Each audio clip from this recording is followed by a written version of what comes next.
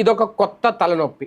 ఎందుకంటే సాక్షి మీడియాలో జరిగిన డిబేట్‌లో ఒక విశ్లేషకుడు, ఒక సీనియర్ జర్నలిస్టు ఇద్దరు కూర్చొని డిబేట్ జరుగుతుండగా చేసుకున్న వ్యాఖ్యలు ఏవైతే ఉన్నాయో అది యావత్ సమాజం ఖచ్చితంగా దాన్ని వ్యతిరేకిస్తది, ఖండిస్తది.